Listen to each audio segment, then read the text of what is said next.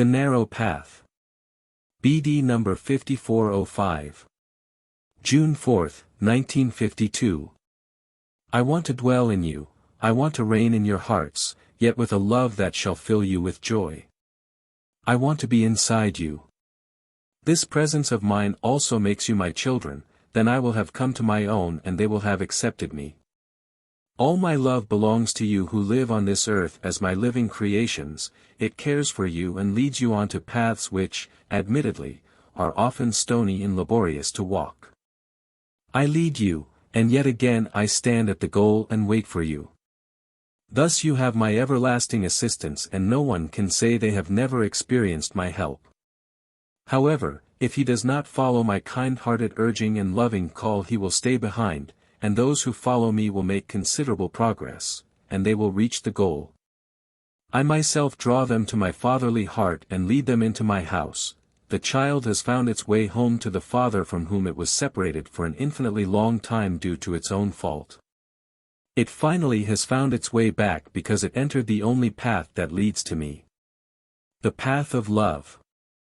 Yet it is not easy to cover this path, it offers no enticements, no feast for the eyes, it is not smooth and cannot be effortlessly walked but has to be scaled step by step because it leads steeply upwards and many obstacles will first have to be removed before it becomes passable. But it is passable because a guide constantly walks by your side, supporting and protecting you, providing you with strength when you want to give up. He speaks to you full of love, he takes the burden off you which you have to carry, he carefully leads you across dangerous cliffs and is your constant companion. Thus you are able to reach the goal, proving you have the will to do so. But now you are also able to turn your sights to the wide path, and this wide path can easily appear desirable to you, for it is lined by all kinds of joys and pleasures. The loveliest images entice the pilgrim into daring the jump from the narrow, not easily passable path onto the wide beckoning road where many people gather to enjoy worldly delights. The temptation is very great and many a person cannot resist it. He leaves the laborious path, and he will always receive help in getting onto the wide path. For figures are standing everywhere who beckon to him and offer their hand, who rejoice that they can entice the pilgrim away from the narrow path.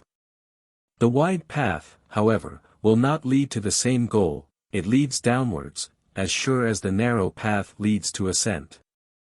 This depiction makes it clear to you that the final goal can only be reached through effort, that it takes a certain struggle with oneself and with the difficulties which stand in his way.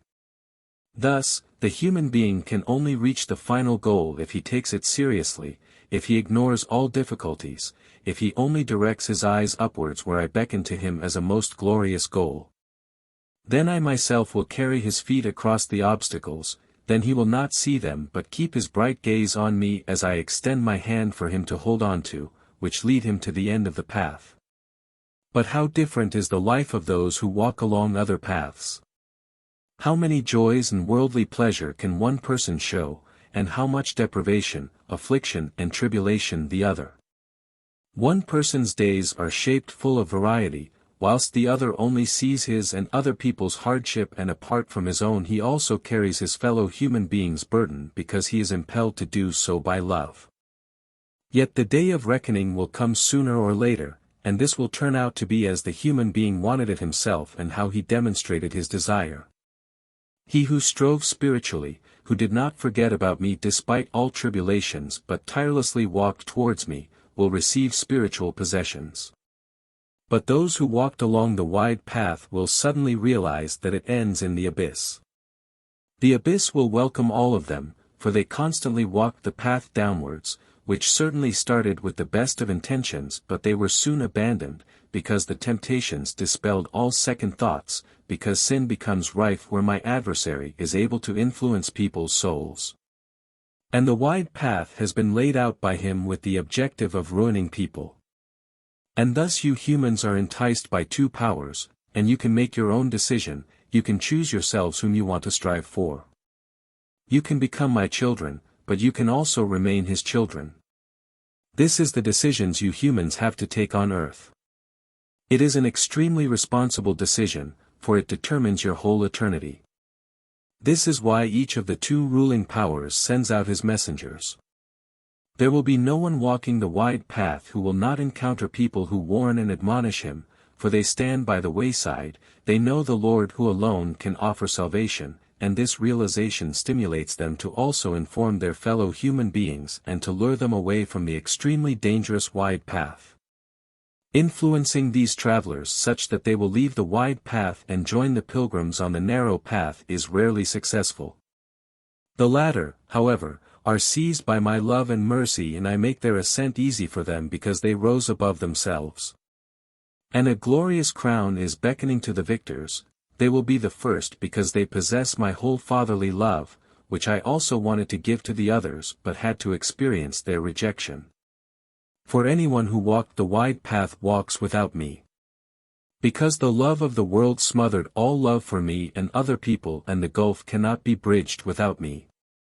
Walk love's path to the cross, love and suffer and bear your earthly burden with humility and submission, and know that you thereby substantially shorten the path to me, that your soul becomes increasingly brighter and more translucent the higher you rise. Know that you will get ahead of the souls which did not emulate you, and that one day in the spiritual kingdom you will be able to affect those who stayed behind in their spiritual development, that you then should and will be able to help them so that they, too, will reach the light. For I cannot arbitrarily place those into the kingdom of light who failed in their earthly life, who did not live according to my will but allowed themselves to be controlled by the one who is my adversary. Yet they shall not be lost forever. And one day it will be your mission to save the souls from the darkness, to help them achieve beatitude, even though they will never reach the degree of light which is the result of a right path on earth. Amen.